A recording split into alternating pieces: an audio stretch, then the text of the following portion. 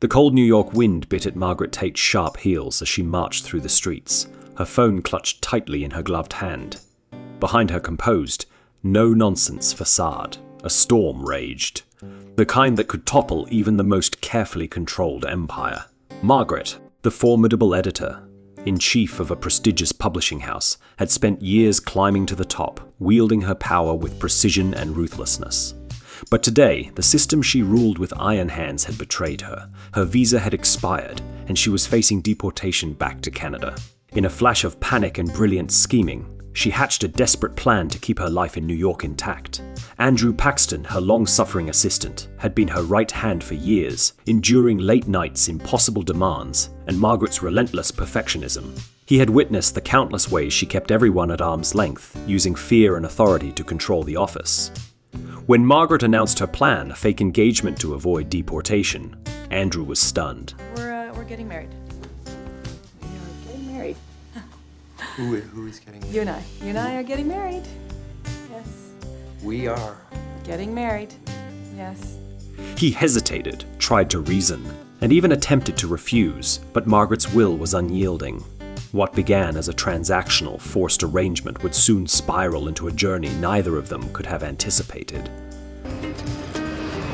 The pair boarded a plane to Alaska, Andrew's hometown, a place that felt like another world entirely. Snow blanketed the small town in pristine white, and the pace of life moved slower than the frenzied streets of New York.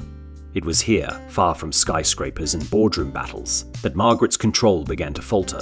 Surrounded by Andrew's family, his warm, chaotic, and hilariously intrusive parents, his quirky relatives, and the playful rhythms of small-town life, Margaret encountered something foreign: humanity. The dinners, full of laughter, teasing, and unconditional love, chipped away at the walls she had built for decades.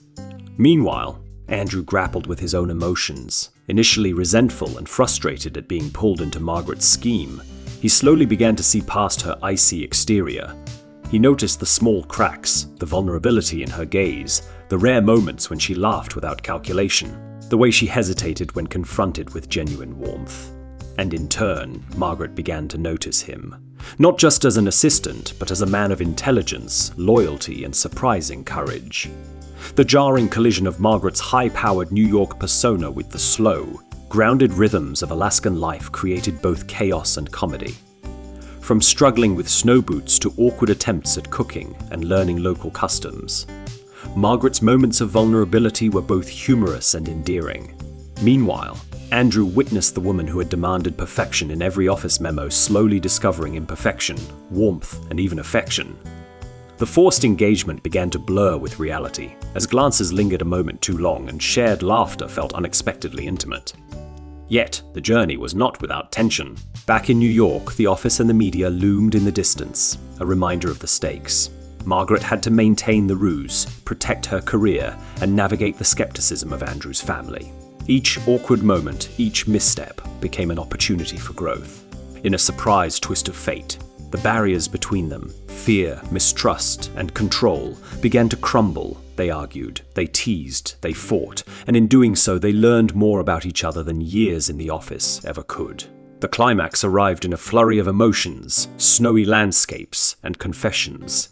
Margaret faced the truth about herself, her fear of vulnerability, her need for control, and the loneliness that had accompanied her ambition. Andrew confronted his own hesitations, realizing that love sometimes required stepping out of the shadows and taking a leap of faith. By the end of their time in Alaska, the fake engagement was no longer a mere strategy to avoid deportation. It had evolved into something real, a connection built on mutual respect, understanding, and undeniable affection. Returning to New York, the two navigated the final challenges of their plan, balancing appearances, office politics, and the expectations of friends and family. The tension dissolved into resolution as they acknowledged the truth of their feelings. Margaret had learned that strength did not require control over others, and Andrew had learned that stepping into the light could bring joy and love he had never expected. The journey, filled with humor, mishaps, and tender moments, culminated in a partnership forged through vulnerability and courage. The proposal isn't just a romantic comedy about a fake engagement. It's a story about growth, trust, and the surprising ways love can thaw even the coldest hearts. Margaret begins as a woman defined by control and power. while Andrew quietly shoulders her demands. But thrown together in an unfamiliar world, they discover parts of themselves they had long ignored. You can watch it as a laugh, out-loud comedy, enjoying the witty banter, awkward mishaps, and romantic sparks. Or you can look closer and see how it explores trust, letting go and opening one's heart. Margaret learns that vulnerability is not weakness, and Andrew realizes that love sometimes requires risk. Their journey reminds us that the greatest rewards often come from the riskiest leaps, that love can grow in unexpected places, and even the most guarded hearts can be softened by connection, laughter, and courage.